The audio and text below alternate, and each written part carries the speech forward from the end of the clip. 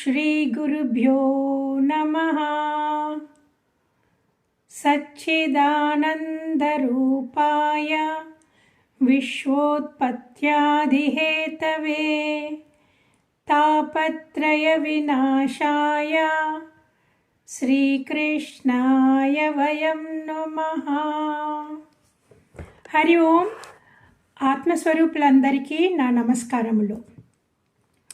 మనము మొన్నటి క్లాసులో వృత్రాసురుడు ఇంద్రుడితో ఎలాగ యుద్ధం చేశారు, వృత్రాసురుడు ఎలాగ చనిపోయిన తర్వాత పరమాత్మతో ఐక్యం అయిపోయాడు అనేసి మనము నేర్చుకున్నాము. ఇప్పుడు వృత్రాసురుడు రాక్షసుడు కదా, ఆ రాక్షసుడికి ఎలాగా భగవంతుడితో ఐక్యము దొరికింది అని పరీక్షిత్ మహారాజుకి సందేహం వచ్చింది. ఆ సందేహంగా అడిగారన్నమాట సుఖమహర్షిని, ఓ మహర్షి, వృత్రాసురుడు పరమ దుర్మార్గుడు, ఆ 3 లోకాలని గడగడలాడించేసేవాడు. తాను మెయిన్గా రజోగుణము తమోగుణ సంపన్నుడు. అంటే ఏంటి, రజోగుణము తమోగుణము ఉన్నవాళ్ళు తనకి ఏది మంచిది కావాలో అది చేసుకుంటారు, వేరే వాళ్ళకి కష్టం వచ్చినా సరే తనకి ఏది బాగుండాలో అది చేసుకుంటారన్నమాట. అదే అంటే వాళ్ళకి బోత్ సెల్ఫిష్నెస్ యాక్టివిటీ అంటే రజోగుణం, తమోగుణం అంతా నేనే, అంతా నాకే కావాలా, కానీ సరిగా పనిచేయరు అన్నమాట. ఇట్లాంటి లేజినెస్ ప్లస్ కోరికలు అంటే తమోగుణము రజోగుణము ఎక్కువ అన్నమాట. వాళ్ళకి ఈ 2 ఉన్నాయి కదా. అది ఎలాగా ఇంద్రుడితో యుద్ధం చేసేటప్పుడు భగవంతుడిని అంత పొగిడాడు, భగవంతుడి మీద భక్తి ఎలాగొచ్చింది, ఆ తర్వాత ఎలాగ భగవంతుడితో ఐక్యమయ్యాడు, నాకు అర్థం కాలేదు, మీరు చెప్తారా సుఖమహర్షి గారు అని అడిగారు. అడిగి ఇంకొక మాట అన్నారు. ఇంకేమన్నారంటే, ఎంతోమంది ప్రాణులు ఉన్నారు ఈ ప్రపంచంలో, ఆ ప్రాణులందరిలోకి మనుషులే ఉత్తమమైన వాళ్ళు. ఆ మనుషుల్లో కూడా అందరూ నాకు ఇది సుఖం కావాలా అని దీనికోసం పరిగెట్టే వాళ్ళే ఉన్నారే కానీ నాకు భగవంతుడు కావాలా అని పరిగెట్టే వాళ్ళు చాలా తక్కువ. అలాంటి వాళ్ళలో కూడా 1000 మందిలో కూడా ఏదో ఒకళ్ళు మటుకు సిద్ధ పురుషులు అవుతారు. ఆ సిద్ధ పురుషుల్లో కూడా ఎవరో కొంతమందికి మాత్రం ఆ భగవంతుడి పాదాల మీద భక్తి అనేది కలుగుతుంది. అలాంటప్పుడు అది ఎలాగా వృత్రాసురుడికి ఇంత భక్తి అని అడిగాడు. అడిగితే అప్పుడు సుఖమహర్షి గారు అన్నారు, రాజా నీకు ఒక కథ చెప్తాను విను అన్నారు. అని చెప్పారు. ఏంటి, సూరసేన దేశంలో చిత్రకేతువు అని మహారాజు ఉండేవారు. ఆ మహారాజు చాలా భక్తుడు, చాలా శౌర్యం కలిగినవాడు, చాలా సంపదలు. ఆయన ఏకఛత్రాధిపతి. అంటే ఏంటి, ఆయన ఒక్కడే చక్రవర్తి అన్నమాట. ఈ దేశానికి ఫుల్లుగా, ఈ ప్రపంచానికి ఫుల్లుగా ఆయనే చక్రవర్తి. ఇంకా ఆయనకి చెప్పక్కర్లేదు కదా ఎంత సిరి సంపదలు ఉన్నాయి అని. ఇవన్నీ ఉన్నాయి, రైట్. ఇంకా ఆయనకి లేనిదంతూ లేదు. ఇంకా ఆయన సౌందర్యమా, ఆయన మహా అందగాడు, పరమ భక్తుడు, ప్రజల్ని కన్న బిడ్డల్లాగా చూసుకుండేవారు. ప్రజలకి ఏదేది కావాలో ఎప్పుడెప్పుడు కావాలో అవన్నీ చక్కగా అమర్చేవారు అన్నమాట. ఇవన్నీ చేశాక వాళ్ళ ప్రజలందరికీ ఇంకా రాజుగారు అంటే ఇంకా ఎంత ప్రాణము. ఆ మంత్రులకి పురోహితులకి అందరికీ ఎవరెవరికి ఏమేమి కావాలో అన్నీ అమర్చేవారు. ఎంతో గౌరవంగా చూసేవారు. సో ఇదంతా చేసేవారా. ఆయనకి 1,000,000 మంది చాలా అందమైన రాణులంట. ఆయన రాజు మహారాజు గారు ఇంత మంచి మనిషి, అదేంటి ఆయనకి 1,000,000 మంది రాణులు కావాల్సి వచ్చారా అంటే ఏమంటే, రాజుగారికి అన్నీ ఉన్నాయి కానీ సంతానం లేదు. అందువల్ల ఒకటి తర్వాత ఒకటి అలాగా 1,000,000 సార్లు ఆయన పెళ్లి చేసుకున్నారు, కానీ సంతానం కలగలేదు. ఆయనకి అదొక్కటే కొరత అన్నమాట. కానీ ఆ కొరత చాలా పెద్ద కొరత. ఆ కొరత ఎంత పెద్ద కొరత అంటే, మనము ఎక్కడికో వెళ్తున్నామని చక్కగా డ్రెస్ చేసుకొని మేకప్ అంతా వేసుకొని నగలేసుకొని వెళ్ళేటప్పుడు కంట్లో నలక పడితే ఇంకెలాగుంటుందండి? మన మనసంతా నలక మీదే ఉంటుంది కదా, ఇంకేది చేయలేము. ఆ స్థితిలోకి వచ్చేసారు చిత్రకేతు మహారాజు గారు. నాకు కుమారుడు లేడు, నేను 1,000,000 సార్లు పెళ్లి చేసుకున్నాను, ఎవ్వరు కూడా గర్భం దాల్చడం లేదు అని. సరే, ఈయనకి ఏదైనా లోపం ఉన్నదంటే ఈయనకే లోపం లేదన్నమాట. సో ఇలా దుఃఖంలో ఉన్నప్పుడు ఒకసారి అంగీరస మహర్షి ఎవరు? సాక్షాత్తు బ్రహ్మగారి మానసపుత్రుడు. At the beginning of the creation ఆయనకి మానసపుత్రులు ఉన్నారు కదా, ఒక 20 మంది, దాంట్లో ఒక ఆయన అన్నమాట. సో ఈ మహాత్ములందరూ అలా తిరుగుతూ ఉంటారండి, ముల్లోకాల్లోనే తిరుగుతూ ఉంటారు. ఎవరెవరు గొప్ప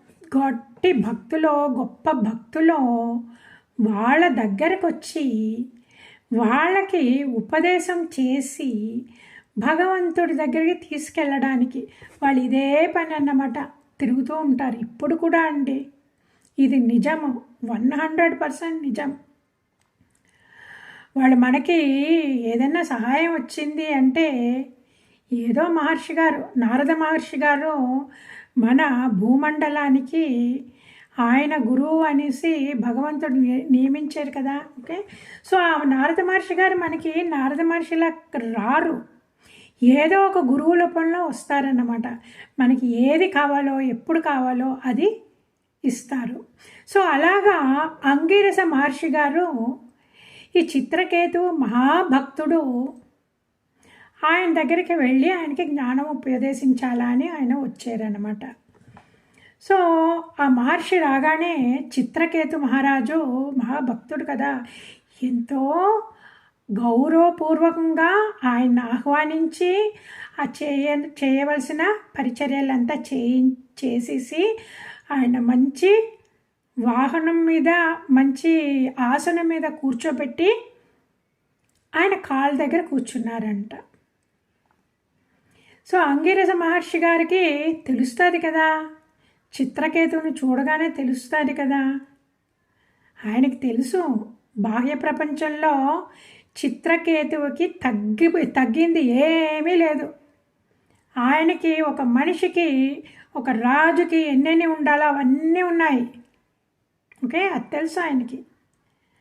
కానీ ఆయనకి ఈ విషయం కూడా తెలుసు, చిత్రకేతువుకి సంతానం లేని మూలానే ఆయన కోరిక చాలా గట్టిగా ఉన్నది, సంతానం కావాలి అనేసి.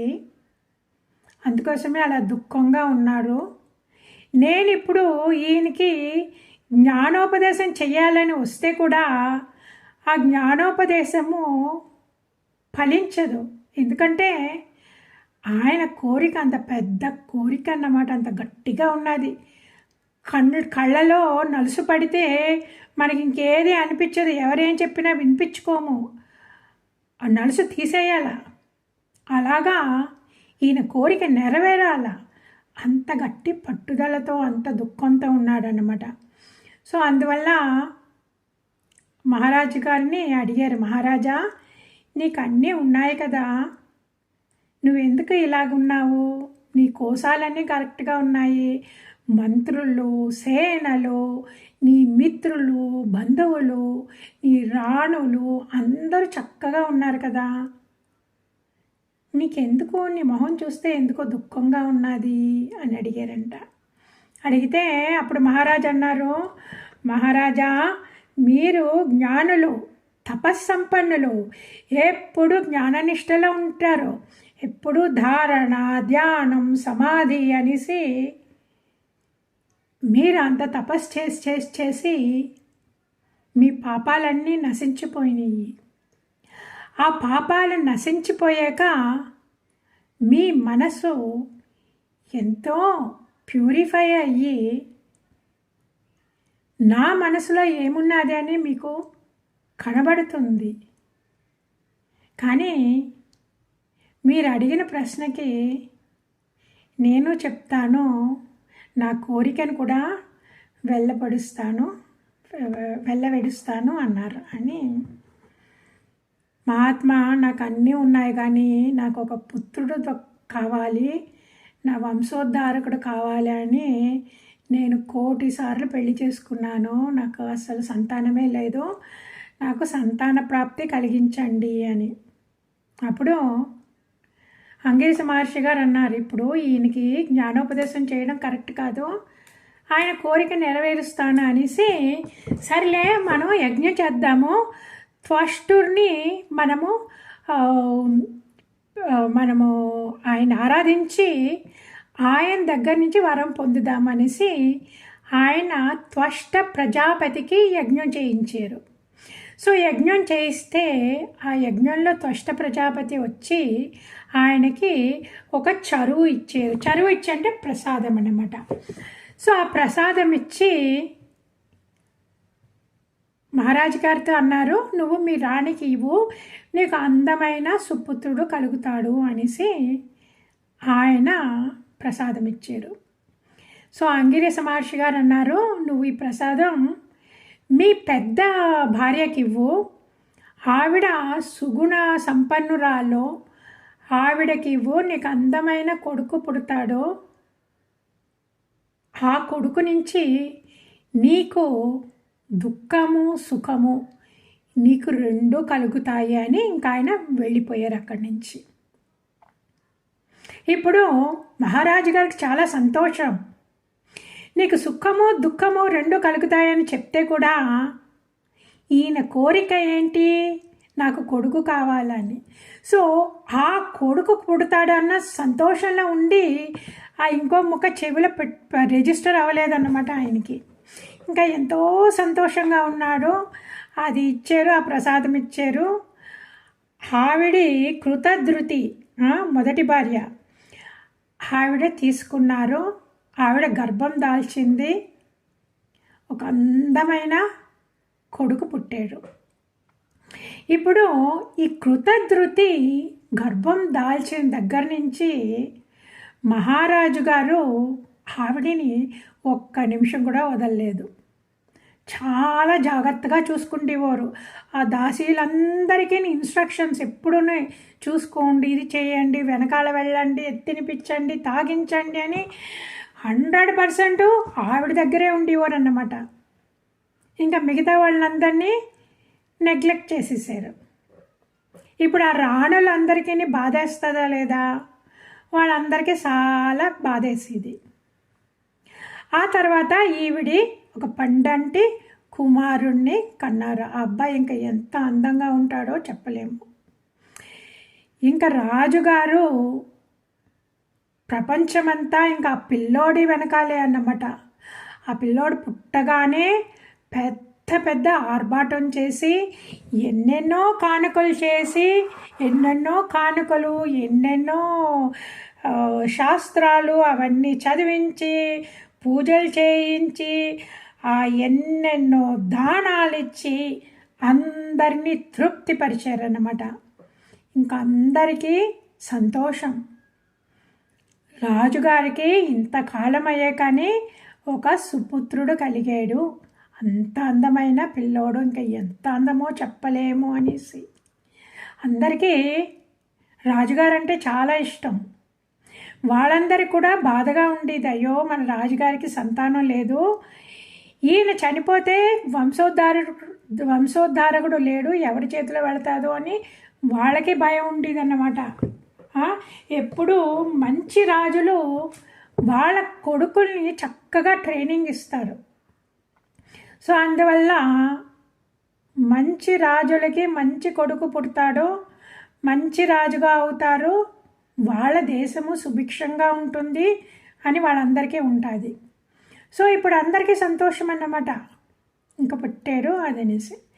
ఇంకా రాజుగారు అయితే టైం అంతానే ఆ అబ్బాయితోటే, ఆ మొదటి భార్యతోటే, ఆ భవనంలోనే, ఆ రాజభవనంలోనే ఉండేవారన్నమాట. ఇదంతా చూసి పాపం ఆ మిగిలిన రాణులందరికీ చాలా అసూయ ద్వేషాలు కలిగినాయి. మనము వాళ్ళని తప్పు పట్టకూడదండి, ఎందుకంటే మనము ఆ పొజిషన్లో ఉన్నామంటే మనకి అలాగే అనిపిస్తుంది. నా భర్త నా దగ్గరికి రావటం లేదు, అక్కడ మంచి అబ్బాయి పుట్టాడు, మాకు పిల్లలు లేరు, మేము ఎందుకు పనికి రాలే వాళ్ళము, మేము దాసీల కంటే కూడా మేము ఇన్ఫీరియరు, మా దగ్గరికి ఎందుకు వస్తాడు అన్న ఇన్ఫీరియారిటీ కాంప్లెక్స్ వచ్చేసింది. ఓకే, మనం మిగతా వాళ్ళ కాంప్లెక్స్ని అర్థం చేసుకోవాలా, ఎందుకంటే వాళ్ళ పొజిషన్లో మనము ఉన్నామంటే మనకి అలాగే అనిపిస్తుంది. దాన్నే సానుభూతి అంటారన్నమాట. ఇంగ్లీష్లో ఎంపతి అంటారు, తెలుగులో సానుభూతి అంటారన్నమాట. ఇప్పుడు స్పిరిచువల్గా ఆధ్యాత్మికంగా మనము ఎదగాలంటే మనకి సానుభూతి అనే ఈ క్వాలిటీ చాలా ఇంపార్టెంట్. మనము వేరే వాళ్ళని తప్పు పట్టకూడదు.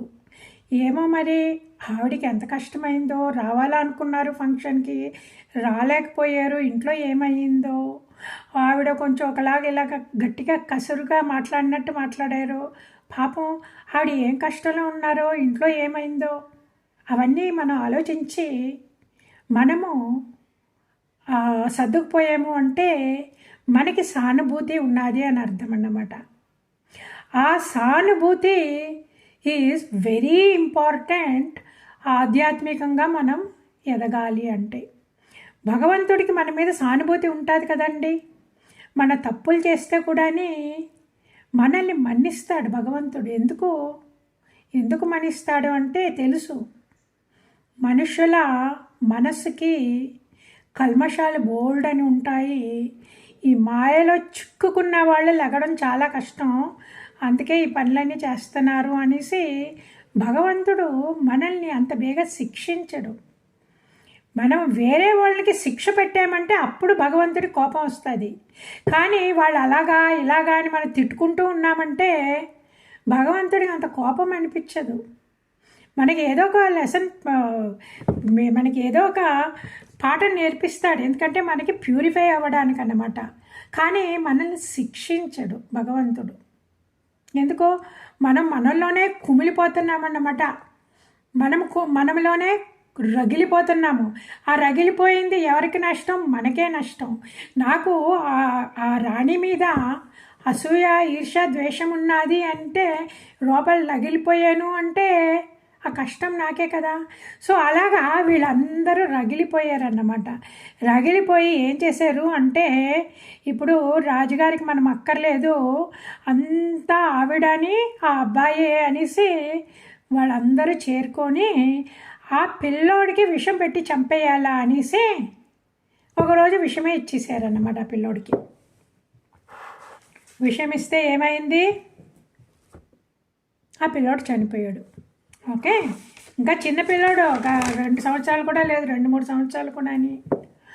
ఒకరోజు పొద్దున్న ఆవిడ కృతధృతి, అదే ఆ బాలుడి తల్లి, ఇంకా ఏంటి లేవట్లేదేటి, మీ పిల్ల వేరే వాళ్ళు వస్తున్నారు, మీ ఫ్రెండ్స్ అందరూ వస్తున్నారు, లెగు అంటే,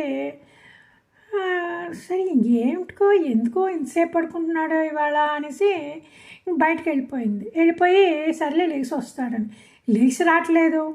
అప్పుడు ఆ దాసిని పంపించింది, వెళ్ళు లేపు చాలా లేట్గా పడుకున్నాడు ఇవాళ, ఏమైందో వెళ్ళి తీసుకురా అన్నాను. తీసుకుంటే ఆ దాసి వెళ్ళి ఇలాగ తిప్పితే, బాబు బాబు లెగు లెగు అంటే ఆ కళ్ళు తిప్పేసరికి ఆ కళ్ళు గుడ్లు పైకి తేలిపోయి ఉన్నాయంట. అమ్మ బాబోయ్, ఈ పిల్లోడు చనిపోయాడు, ఏమైందో అనేసి ఆవిడ కేకలు పెట్టుకొని వాళ్ళ రాణి దగ్గరికి వెళ్ళిందంట.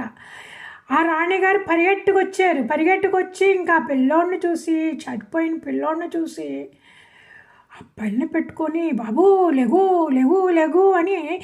ఎవరైనా చనిపోయారు, ఆ చిన్న పిల్లోడు చనిపోయారంటే మనకి ఎలాగుంటుంది, మనం ఒప్పుకోలేము. ఇలా కొట్టి లేపుతాం కదా, లెగు లెగు లెగు లెగు లెగు లెగు కళ్ళు తీయి లేట్ అయిపోతాను, లేగు నీ ఫ్రెండ్స్ వచ్చారు, లెగు లెగు అని. ఇంకా ఆవిడ ఆ పిల్లోని పట్టుకొని ఆ శవాన్ని పెట్టుకొని పిచ్చి దానిలాగా ఏడుస్తూ పిచ్చి దానిలాగా కేకలు పెడుతుంది. ఈ కేకలంతా విని వాళ్ళందరూ పరిగెట్టారన్నమాట, మిగతా వాళ్ళందరూ ఆ సేవకులు రాజుగారికి చెప్పడానికి.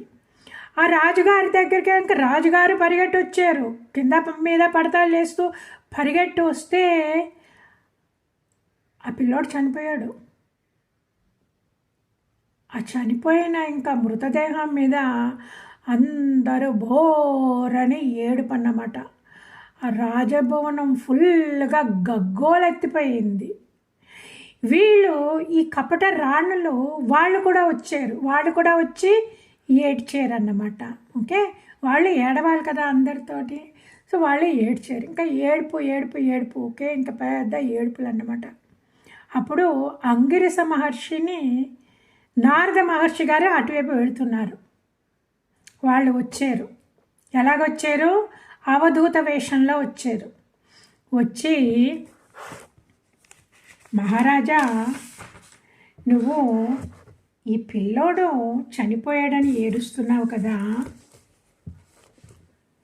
మనము ఇక్కడ ఎంతకాలం ఉండాలని రాసి ఉన్నదో అంతకాలమే ఉంటాము.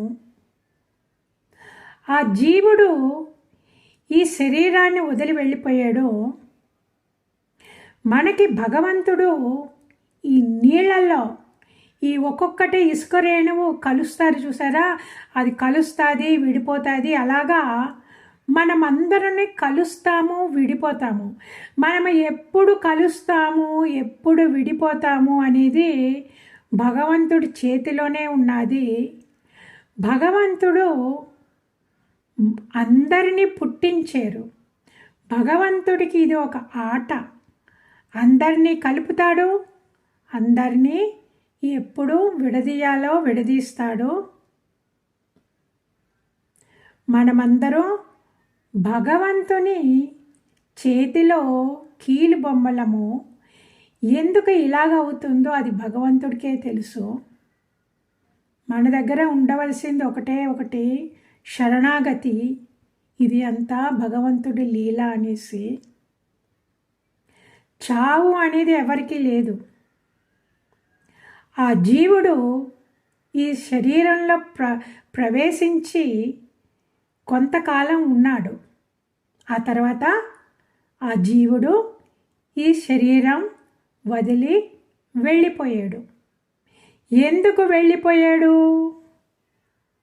అది భగవంతుడి నిర్ణయము. అందువల్ల మహారాజా, జీవితంలో ఏం జరిగినా సరే ఇది భగవంతుడి నిర్ణయము అని మనకి తెలుసుకోవాలా అన్నారు.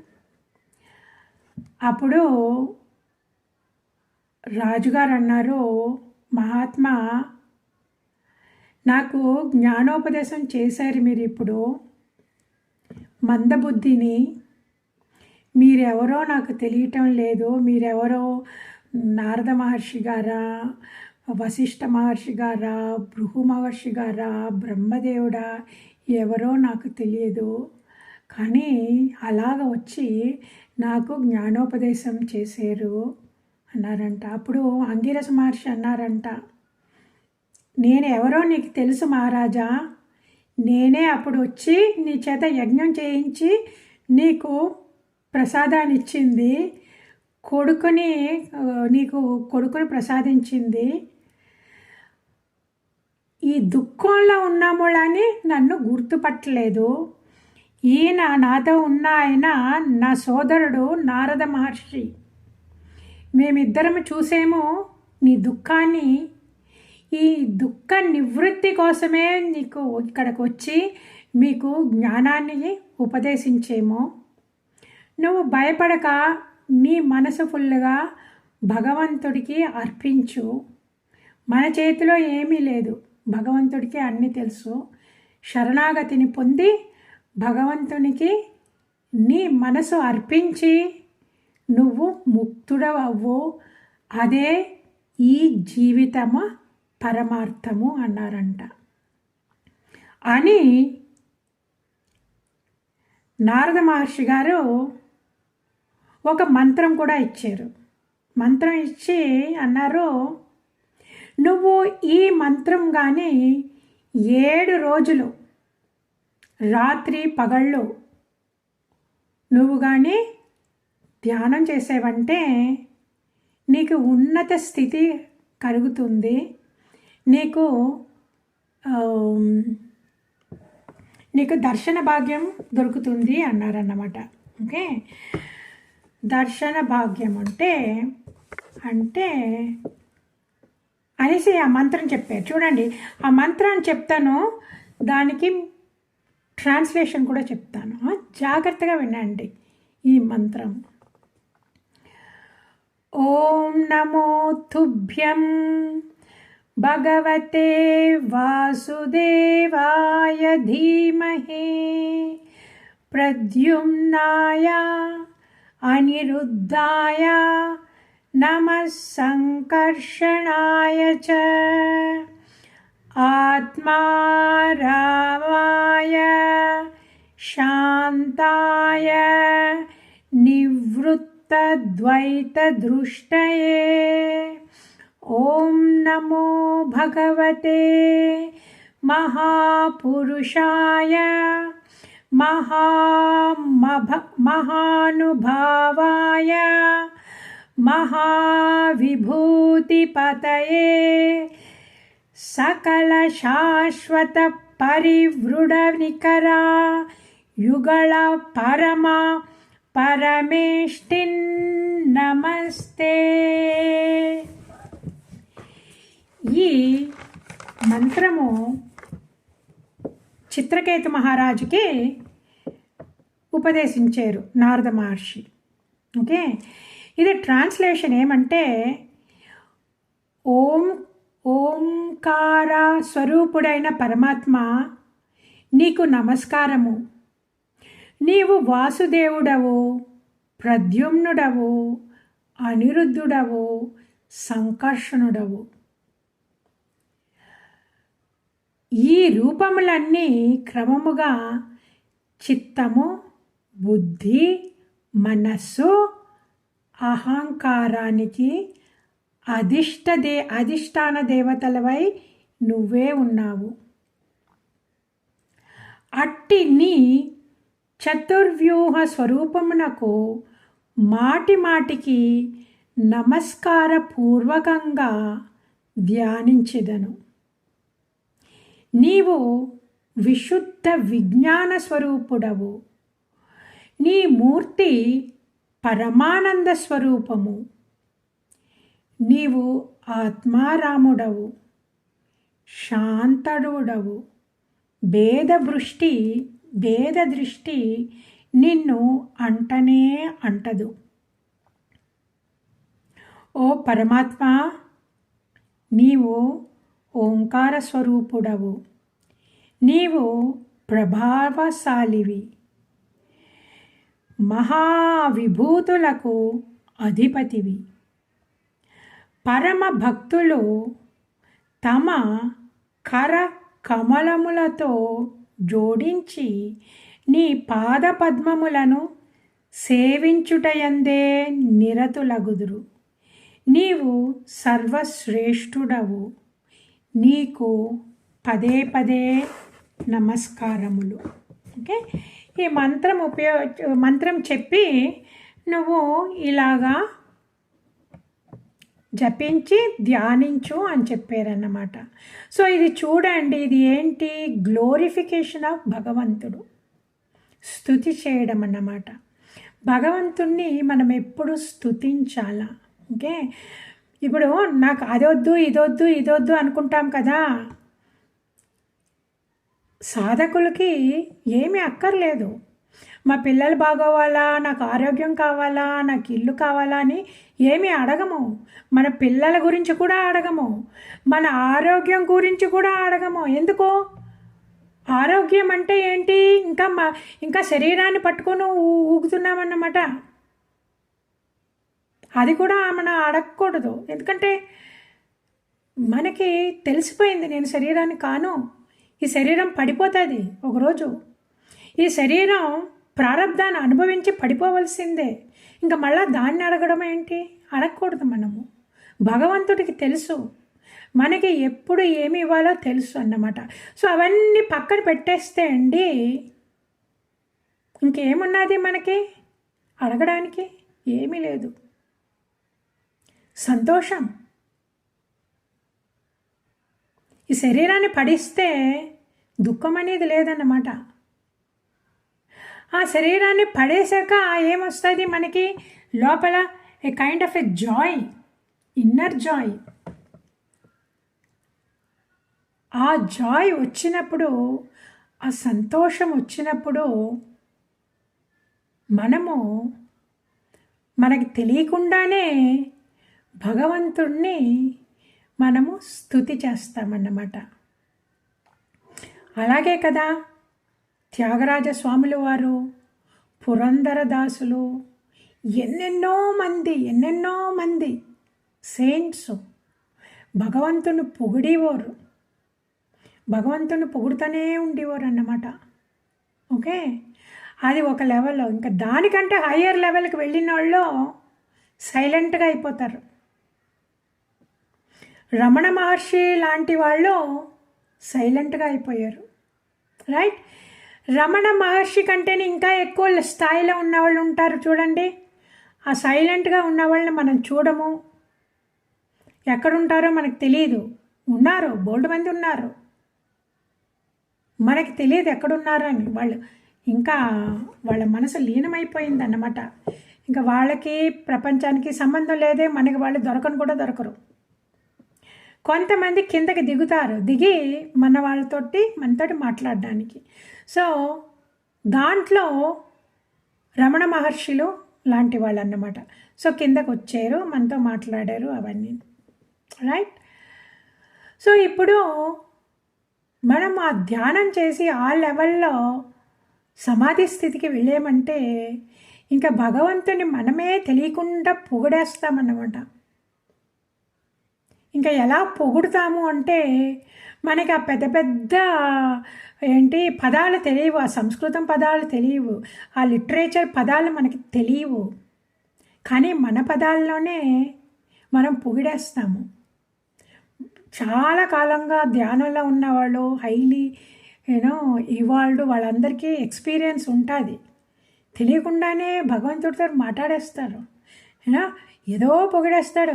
ఓ ఎంత బాగున్నావు, ఎంత చక్కగా ఉన్నావు, ఏదో మనిషి ఎదురుగా కనబడిపోతున్నాడు అన్నట్టు మాట్లాడేస్తామన్నమాట. మనకి తెలియకుండానే మాట్లాడేస్తాం. అది ఆ లెవెల్ వచ్చి దాంట్లో ఎక్కువ సేపు ఉండలేము, అట్లీస్ట్ కొన్ని నిమిషాలు ఉంటాము.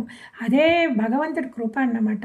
సో అలాగా ఈయన నేర్పించి, నువ్వు ఇది చెయ్యి, నీకు భగవంతుడి దర్శనం దొరుకుతుంది అన్నారు. సో అప్పుడు చిత్రకేతు మహారాజుకి ఇంకా ఆ అటాచ్మెంట్ పోలేదు, ఆ కొడుకు అటాచ్మెంట్ పోలేదు. ఇవన్నీ విన్నారు, కానీ మనసు ఇంకా భగవంతుడి పైన వెళ్ళటం లేదు, ఆ మంత్రం పైన వెళ్ళటం లేదు, ఆ జపించాలన్న వెళ్ళటం లేదు.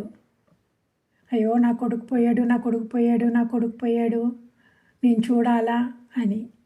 అప్పుడు నారద మహర్షికి తెలిసిందన్నమాట. తెలిసి, మహారాజా నీకు ఇంకా నీ కొడుకు మీద ఆప్యాయత ఇంకా అలాగే ఉన్నది, సర్లే నేను తెప్పిస్తాను, ఆ జీవుడిని నీ కొడుకుని మళ్ళీ లేపిస్తాను, నువ్వు మాట్లాడు అనేసి. సో నారద మహర్షి గారు తన శక్తితోటి ఆ జీవుడి దగ్గర మాట్లాడారన్నమాట. ఆ జీవుడి దగ్గర మాట్లాడింది అందరికీ వినపడేలాగా మాట్లాడించారు. మాట్లాడించి ఆ జీవుడిని పిలిచి, ఓ కుమారా, రా, నువ్వు మీ నాన్నగారు అమ్మని ఎంత ఏడుస్తున్నారో చూడు, మీ బంధువులందరూ ఎంత ఏడుస్తున్నారో చూడు, నువ్వు ఇంత చిన్న వయసులోనే ఈ శరీరాన్ని వదిలి వెళ్ళిపోయావు, రా మళ్ళా ఈ శరీరంలోకే వచ్చేయి, వచ్చి నువ్వు అనుభవించవలసింది ఎంతో ఉన్నది, నువ్వు ఈ రాజ్యపాలన చెయ్యి, మీ తండ్రికి తల్లికి సంతోషాన్ని కల్పించు, మీ బంధువులందరికీ మీ ప్రజలందరికీ నీ సంతోషాన్ని కల్పించు, చక్కగా రాజ్యం ఏలో, రా మళ్ళా ఈ శరీరంలోకి రా అన్నాడన్నమాట. అంటే ఆ జీవుడు అన్నాడు, ఏ తండ్రి ఏ తల్లి, నేను ఎన్నో కోట్ల కొలిది శరీరాల్లో పుట్టాను, ఒక్కొక్క శరీరానికి ఒక్కొక్క తల్లి తండ్రి ఉండేవారు. మానవ శరీరంలో పుట్టాను, పశువుల్లో, పక్షుల్లో, కీటకాల్లో, సర్పాల్లో, ఇన్ని జన్మల్లో ఎత్తాను. ఒక్కొక్క శరీరానికి ఒక్కొక్క తండ్రి ఒక్కొక్క తల్లి, ప్రతిసారి ఒక్కొక్క తల్లి ఒక్కొక్క తండ్రి ఏడ్చేవాళ్ళు. సో నేను ఒక్కొక్కరు ఏడుస్తున్నారని నేనేమో అలా కిందికి రాలేను. ఆ శరీర బాంధవ్యం ఏమీ లేదు నాకు. జీవుడిని, నేను జీవుడిని, నేను ఈ శరీరానికి కట్టుబడి ఉంటే వీళ్ళందరూ నా వాళ్ళు, కానీ నా నిజస్వరూపం పరమాత్మ. నేను పరమాత్మలో అంశాన్ని. నాకు ఈ శరీరానికి, ఈ తల్లిదండ్రులకి ఎలాంటి సంబంధము లేదు.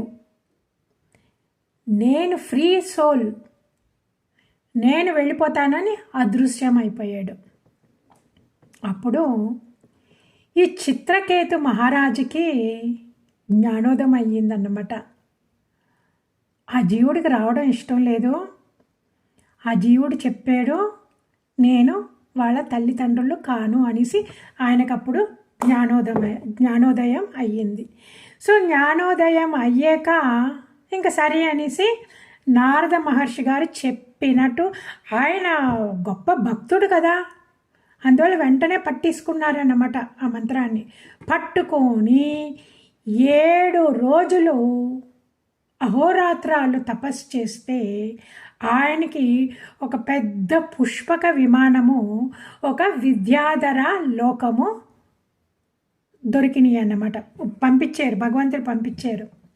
ఇప్పుడు ఆయన విద్యాధర లోకానికి ఆయన అధిపతి. చూడండి ఎందుకు భగవంతుడు ఆ విద్యాధర లోకాన్ని ఇచ్చారు. ఎందుకు అంటే చిత్రకేతు మహారాజుకి ఇంకా కోరిక ఉన్నది లోపల. రాజ్యం ఏలాలా, నా రాజ్యం నేను అన్న ఆ కోరిక ఉన్నది, అహంకారం ఉన్నదన్నమాట. బద్ధుడు ఆయన ఇంకాని, అందుకే అది ఇచ్చారు. ఓకే, భగవంతుడికి తెలుసు మనకి ఏం కోరికలు, మనకి తెలియవు ఏం కోరికలు ఉన్నాయో, మనకు తెలియవు. అన్నీ వైరాగ్యం అండి అనుకుంటాం, మనకు తెలియదండి లోపల ఉన్నాయి, భగవంతుడు ఒక్కడికే తెలుసు. అందుకే మనకి అప్పుడప్పుడుని అలాంటి సందర్భాలు కలిగిస్తారన్నమాట. సో ఇప్పుడు భగవంతుడికి తెలిసింది కదా, సో ఈయనకి ఇది ఉన్నదని ఇచ్చారన్నమాట. ఆ పుష్పక విమానము ఈయన చక్కగానే ఎంతోమంది స్త్రీలు వాళ్ళందరూ చక్కగా తిరుగుతూ ఉండేవారు అన్నమాట విమానంలో. ఆయన పరమ భక్తుడు మూలాన్ని ఆ వింధ్యాధర ఆ లోకాల్లో యక్షులు, కిన్నరులు వాళ్ళందరూ ఉంటారు కదా, వాళ్ళందరి చేత ఎప్పుడు భగవంతుడి లీలల్ని, గాథల్ని గానం చేయించేవారు, నృత్యం చేయించేవారు అన్నమాట. ఆ తర్వాత భక్తులందరినీ ఆయన పూజించేవారు. ఈ మాట బాగా జ్ఞాపకం పెట్టుకోండి, భక్తులని పూజించాల మనము. That's very very important.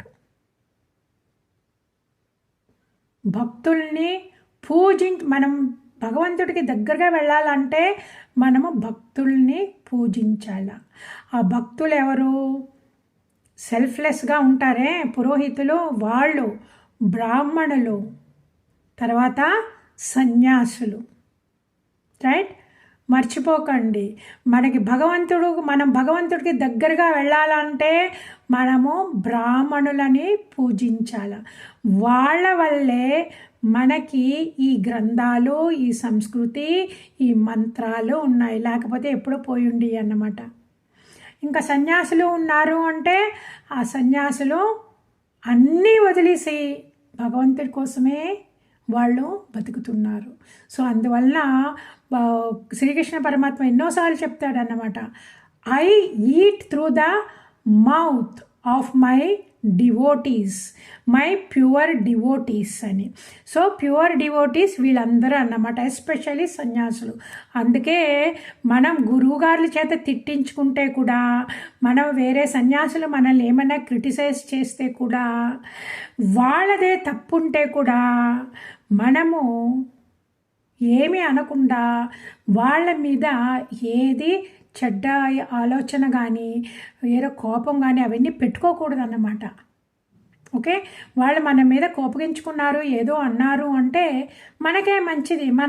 మనలో ఉన్న సంస్కారాలు, మనలో ఉన్న చెడ్డ సంస్కారాలు పడిపోతున్నాయి వాళ్ళ ఆశీర్వాదము వల్ల. వాళ్ళు తిడితే కూడా మనకు ఆశీర్వాదమే. వాళ్ళు ఎప్పుడూని మనం చెడిపోవాలని తిట్టరన్నమాట. ఎందుకు వాళ్ళు వేరే వాళ్ళు చెడిపోవాలని తిట్టరు? ఎందుకంటే వాళ్ళు భక్తులు. వాళ్ళు ఎవరైనా చెడిపోవాలని తిట్టామంటే భగవంతుడి కోపం వస్తుందని వాళ్ళకి తెలుసు అన్నమాట. సో అందువల్ల ఇది. సో ఇప్పుడు ఈయన భక్తులని అర్చించేవారు అన్నమాట. సో ఇంత ఇది రైట్. ఒకసారి ఆయనకి భగవంతుడి సాక్షాత్కారం కూడా దొరికింది. ఆదిశేషుడు సాక్షాత్కారం కూడా దొరికింది అన్నమాట. ఓకే, కొంతకాలానికి. ఇప్పుడు ఆదిశేషుడు సాక్షాత్కారం దొరికింది, తపస్సు చేశారు. ఈ విద్యాధర ప్లానెట్కి ఆయన చక్రవర్తి అయిపోయారు. తర్వాత పుష్పక విమానం కూడా వచ్చేసింది, అన్నీ వచ్చేసినాయి. హై క్లాస్, ఆయననే వెరీ హై లెవెల్ అన్నమాట. రైట్. సో ఆయన అలా తిరుగుతూ ఉండారన్నమాట. ఒకసారి ఏమైందంటే వాళ్ళ విమానం కైలాస పర్వతం మీదుగా వెళుతుంది. ఆ కైలాస పర్వతం మీదుగా వెళ్ళేటప్పుడు ఆ పర్వతం మీద పరమశివుడు పార్వతీదేవిని తొడ మీద కూర్చోబెట్టుకొని ఆలింగనం చేసుకొని ఉన్నారు. అప్పుడు ఆయన చుట్టూ భృగు మహర్షి, కపిల మహర్షి, బ్రహ్మాది దేవతలు, నారద మహర్షి, ఇంకా ఎన్నెన్నో మహర్షులు అందరూ చుట్టుకొని పరమశివుణ్ణి స్తోత్రాలు చేస్తున్నారన్నమాట. ఓకే, ఆ సీన్ మీరు ఇమాజిన్ చేసుకోండి. మీ మనోనేత్రంలో ఆ సీన్ చూడండి. పరమశివుడు పార్వతీదేవిని తొడ మీద కూర్చోబెట్టుకొని చేతులు చుట్టూ వేసి ఆలింగనం చేసుకొని కూర్చున్నారు. ఈ చుట్టూనేమో ఈ ఋషులందరూనేమో ఆయన్ని స్తోత్రం చేస్తున్నారు. అది చిత్రకేతు మహారాజు పైనుంచి చూశారు. చూసి గట్టిగా నవ్వారన్నమాట. ఆహాహా అని అట్టహాసంగా నవ్వి అన్నారు, అయ్యో ఇదేంటి, పరమశివుడు అందరి మధ్యనే సిగ్గు లేకుండా పత్నిని కౌగిలించుకొని కూర్చున్నారు. ఆ చుట్టుపక్కల ఇంతమంది ఋషులు, దేవతలు అన్నీ ఉన్నారు, ఆ మాత్రం బుద్ధి ఉండక్కర్లేదా అని నవ్వాడన్నమాట గట్టిగా. ఆ నవ్వింది శివుడికి వినబడింది, పార్వతీదేవికి వినబడింది. ఈ బ్రహ్మాది దేవతలకు, ఋషులకు కూడా వినబడింది. పరమశివుడు ఏమీ అనలేదు, చిరునవ్వు నవ్వి వదిలేశారన్నమాట. జ్ఞాపకం ఉంది కదా, పరమశివుడు ఎప్పుడు అలాగే ఆయన్ని గేలి చేస్తే, హేళన చేసినా సరే, తిట్టినా సరే ఆయనకి ఏమీ అనిపించదు. జ్ఞాపకం ఉంది కదా, దక్షయజ్ఞంలో ఎలా కూర్చున్నారు ఆయన అలాగన్నమాట. ఆయన ఎప్పుడు అలాగే, ఆయన కోపం అనేది ఉండదు, నార్మల్గా కోపం రాదు ఆయనకి. సో అలా నవ్వి ఊరుకున్నారు. వీళ్ళందరూ ఈ ఋషులు వాళ్ళందరూ కూడా వాళ్ళేం కోపగించుకోలేదు, వాళ్ళ పాటికి దేవర్ బిజీ స్తోత్రం స్తుతిస్తూ ఉన్నారన్నమాట. కానీ పార్వతీదేవికి చాలా కోపం వచ్చింది. వీడికి ఇంత దుర్మార్గుడు, ఇంతమంది ఋషులు అందరూ ఉన్నారు, వాళ్ళకేమీ ఆక్షేపణ అనిపించలేదు. ఈ క్షత్రియుడికి విడ్డూరంగా కనిపించిందా, వాడికి శివశక్తి తత్వం ఏమి అని తెలియలేదు.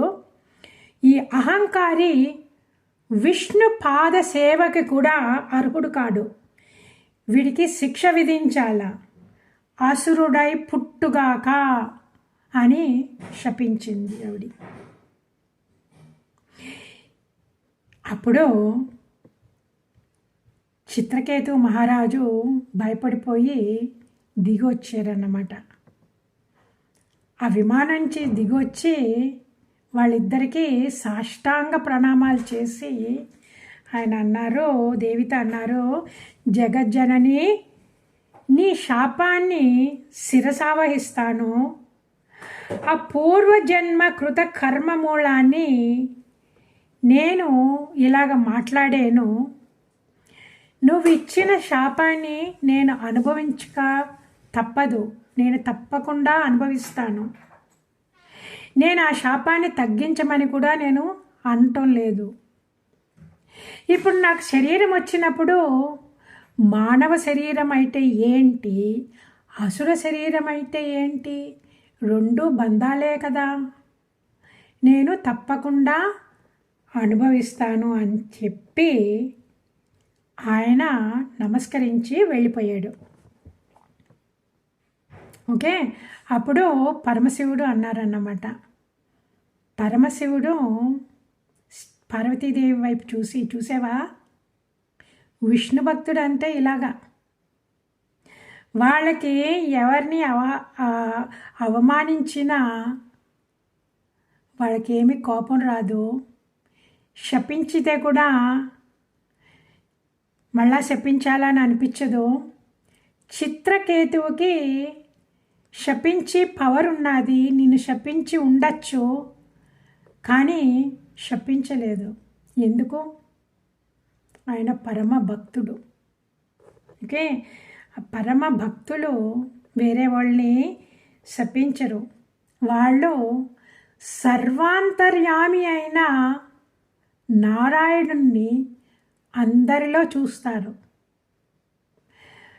ఏది జరిగినా సరే ఇది భగవంతుని ఇచ్చ అనుకుంటారు. అందుకే వాళ్ళు వేరే వాళ్ళని శపించరు అన్నారంట. అది వినగానే పార్వతీదేవికి అనిపించింది, ఆయన మహాభక్తుడు కదా అనేసి. ఓకే, కానీ శాపం ఇచ్చేసాక వాళ్ళు మళ్ళా తిరిగి తీసుకోలేరన్నమాట. ఓకే, ఇప్పుడు అసుర జన్మలో నువ్వు పుట్టాలా అని శపించారు కదా, అందుకే త్వష్ట ప్రజాపతి యజ్ఞం చేసినప్పుడు త్వష్టుడి కుమారుడుగా వృత్రాసుడుగా జన్మించారు. శరీరమేమో అసుర శరీరం, కానీ మనసులో భక్తి, ఆ భక్తి ఉన్నది. ఆ భక్తి మూలాన్నే ఆయన ఆ వృత్రాసురుడు యుద్ధంలో కూడా భగవంతుణ్ణి ఆయన స్తుతించారు, ఆయన ధ్యానించారు. ఆ జ్ఞాపకం అలాగ ఉండిపోయింది. పరమ భక్తులకి మనమందరం, అందుకే భక్తి ఈజ్ వెరీ ఇంపార్టెంట్ అండి. ఎస్పెషలీ కలియుగంలో భక్తి ఈజ్ ఎక్స్ట్రీమ్లీ ఇంపార్టెంట్. ఆ భక్తి ఉన్నది అంటే మనకి అకస్మాత్తు మనకి ఈసారి ముక్తి లభించకపోతే కూడా మరి జన్మలో అది అలాగ పైకి వెళ్తుందంట. భగవంతుడు మనకి అనుకూలమైన శరీరాన్ని ఇస్తారంట. మనకి జ్ఞాపకం ఇస్తారంట, మనకి వినే విధేయతలు కూడా ఇస్తారంట. సో అందువల్ల మనం ఎలాంటి శరీరం వచ్చినా సరే ఆ మనసుని మటుకు మనం ట్రైన్ చేసేసి భగవంతుడికి అర్పించేసేయమంటే ఇంకా మనం ఆలోచించక్కర్లేదన్నమాట. ఓకే, ఇప్పుడు ఈ ఒక విషయము ఎందుకు చిత్రకేతు మహారాజు ఆ చక్రవర్తి విద్యాధర ప్లానెట్కి రాజయ్య ఎందుకు ఇలా చేశాడు అంటే, పరమశివుడిని అలాగా ఎగతాళి చేశాడు అంటే, ఇప్పుడు ఈయన సంకర్షణుడికి వీళ్ళిద్దరూ పరమశివుడిని చిత్రకేతు మహారాజును తపస్సు అయిపోయా కానీ వాళ్ళిద్దరూ సంకర్షణుడి దగ్గర నేర్చుకున్నారంట, జ్ఞానోపదేశం నేర్చుకున్నారంట ఇద్దరు. సో అందువల్ల చిత్రకేతు మహారాజుకి అది ఉండిపోయింది, పరమశివుడు నా ఫ్రెండు అనేసి. ఓకే, ఇప్పుడు టీనేజర్స్ ఉంటారు కదా, ఆ టీనేజర్స్ ఫ్రెండ్ చూడగానే చాలా క్లోజ్ ఫ్రెండ్ని ఎప్పుడో చూస్తే, ఏమో ఇలా లావ్ అయిపోయావు, నీ పొట్ట ఏంటి ఇలాగున్నది అని తమాషా చేస్తారు కదా, అలాగా ఈయన తమాషా చేసేసారు అన్నమాట. ఎందుకు?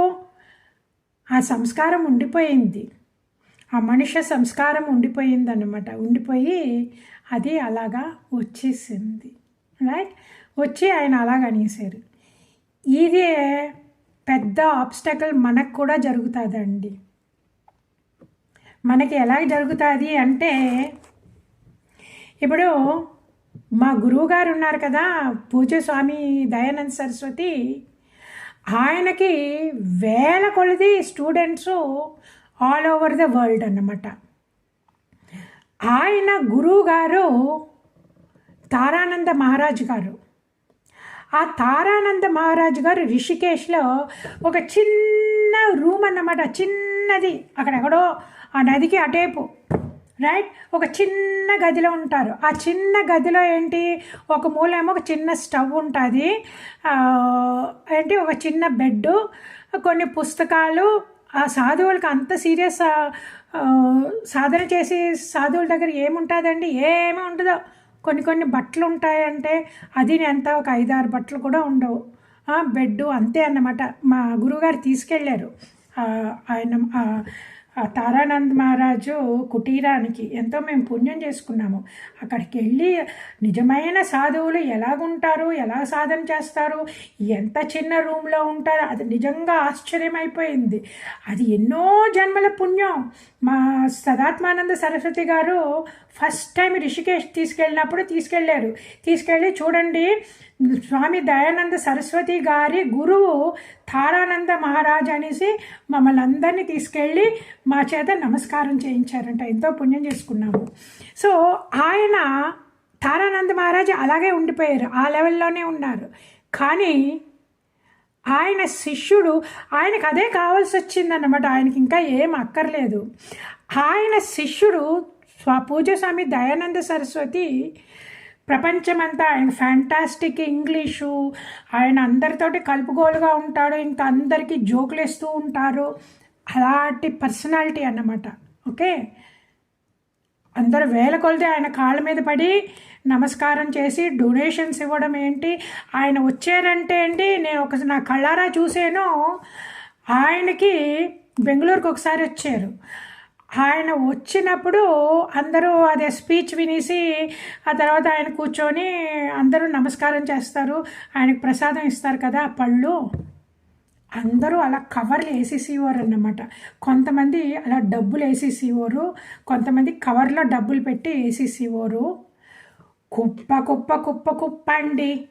ఫస్ట్ టైం నేను చూశాను, కుప్పలుగా పడి ఉన్నాయన్నమాట ఆ డబ్బులు. అంటే కుప్పలుగా వేసేసేవారు అన్నీ. ఆ తర్వాత అవన్నీ ఇంకా పెద్ద రాసి అయిపోతుందని తీసేస్తే మళ్ళీ కుప్ప రాసి చేరిపోయింది. ఆ లెవెల్ పూజ్య స్వామీజీ, ఆ లెవెల్ అన్నమాట. ఆయన తారానంద మహారాజ్ దగ్గరికి అప్పుడప్పుడు వెళ్ళి చూస్తారు కదా, చూసి నమస్కరించి ఆయన ఇలాగ వెళ్తారన్నమాట. ఆ తారానంద్ మహారాజ్ ఏమో ఆ చిన్న రూమ్లోనే ఉన్నారు, చిన్న గుడిసెలోనే ఉన్నారు. ఈయన పెద్ద పెద్ద లెవెల్లో ఎక్కడెక్కడో ఆశ్రమాలు, అమెరికాలో ఆశ్రమాలు, ఎంతో ఫారిన్ డివోటీస్ అయితే కూడా ఆయన ఇలాగ వెళతారన్నమాట ఆయన దగ్గర మాట్లాడడం. Okay, it's a very important thing. మనం పైకి వెళ్ళిపోయినా మన ఈక్వల్. మనం కొంచెం అహంకారం ఉన్నదంటే ఇలాగా చిత్రకేతువులాగా పడిపోవడం జరుగుతుంది. ఓకే, ఆ తర్వాత వీళ్ళ దగ్గర స్వామీజీ దగ్గర ఎంతోమంది చదువుకున్న బ్రహ్మచారులు ఉంటారు కదా, ఆ బ్రహ్మచారుల్ని అంత బాగా ట్రైనింగ్ ఇచ్చేవారు. అవన్నీ పేరుతో పిలిచి ట్రైనింగ్ ఇవ్వడం, ఇంటరాక్షన్ ఉంటుంది కదా అవన్నీ. ఇంకా వాళ్ళకి సన్యాసం ఇచ్చేసారంటే ఇంక వాళ్ళ కాషాయ వస్త్రాలు వేసుకుంటారు. అప్పుడు పూజ స్వామీజీ వాళ్ళని ఇంకా పేరుతోటి పిలరు, వాళ్ళ పాత పేరుతోటి పిలరు. ఏంటి స్వామీజీ అన్నీ సరిగ్గా ఉన్నాయా స్వామీజీ, మీకు అంతా కన్వీనియంట్గా ఉందా స్వామీజీ, స్టూడెంట్స్కి అది చెప్పడానికి అంత బాగా వస్తుందా స్వామీజీ అని అడిగేవాడంట. పూజ స్వామీజీ ఆ లెవెల్లో ఎందుకండి అడగాల, వాళ్ళు ఆయన ట్రైనింగ్ ఇచ్చినవారైనా కదా, అది భక్తి, ఆ కాషాయ వస్త్రానికి ఇచ్చిన భక్తి. మనమందరూ అది జ్ఞాపకం పెట్టుకోవాలి. అందుకే మనము ఆధ్యాత్మికంగా ఎదగాలి అంటే మనం ఎప్పుడూ సన్యాసులతోటి అసోసియేషన్ పెట్టుకోవాలి. అప్పుడు ఇవన్నీ జ్ఞాపకం ఉంటాయి. ఈ చిత్రకేతువు ఎలాగ పడిపోయాడో అవన్నీ జ్ఞాపకం ఉంటాయి. ఉండి మనము కొంచెం కంట్రోల్లో ఉంటామన్నమాట. లేకపోతే చాలా ఈజీ అంటే మనం పడిపోవడము. ఇప్పుడు మనం సన్యాసులను మనం చూసామంటే, ఇప్పుడు నేను అన్నీ చెప్పాను కదా, ఇవన్నీ జ్ఞాపకంలో ఉండాలి. అంటే మనం ఎప్పుడు ఇలాగ ఉండాలన్నమాట. సరే స్వామీజీ, ఓకే స్వామీజీ, అలాగే చేస్తాను స్వామీజీ. ఏదైనా ప్రాబ్లం ఉంటే స్వామీజీ నాకు ఇది కష్టంగా ఉంది స్వామీజీ అని వినయ విధేయతలతో మాట్లాడడం మనం నేర్చుకుంటాము. ఆధ్యాత్మికంగా మనము ఎదగడము, మనము మోక్షము సంపాదించడము, జ్ఞాననిష్టలో ఉండడము, అహం బ్రహ్మాస్మి అనుకోవడము అది పెద్ద కష్టమేం కాదు. జ్ఞానం చాలా ఈజీ. కానీ మన రాగద్వేషాల్ని జయించడమే చాలా చాలా కష్టం. అది జయించాలా అంటే మనము ఆ వినయ విధేయతలతో ఎప్పుడూ ఉండాలా, కృతజ్ఞతా భావంతో ఎప్పుడూ ఉండాలా, తర్వాత సానుభూతితో ఎప్పుడూ ఉండాలా. దీంతో అలా ఉండాలా అంటే మనకి భగవద్భక్తుల ఆశ్రయంతోనే దొరుకుతుంది. మనకి సత్సంగంలోనే ఇవన్నీ దొరుకుతాయి. ఓకే,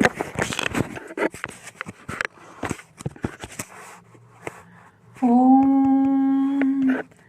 సర్వే భవంతు సుఖినః, సర్వే సంతు నిరామయా, సర్వే భద్రాణి పశ్యంతు, మా కశ్చిత్ దుఃఖభాగ్ భవేత్.